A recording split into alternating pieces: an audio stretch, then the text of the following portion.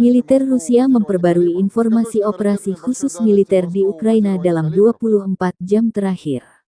Juru bicara militer Rusia Igor Konasenkov tanggal 11 Juli merilis serangan pasukan Dirgantara Rusia terhadap posisi batalion Ukraina dan tentara bayaran asing di distrik Osnoviansky dan Slobodskoye di Kharkov mengeliminir sekitar 250 militan Ukraina dan hingga 25 kendaraan lapis baja telah dihancurkan.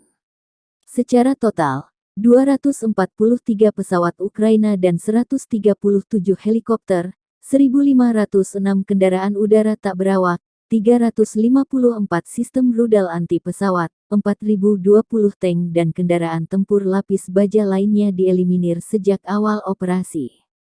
Juga 741 sistem peluncuran roket ganda, 3.132 artileri dan mortir lapangan, serta 4.149 unit militer khusus kendaraan hancur selama operasi, kata Igor Konasenkov dikutip Tribun Timur.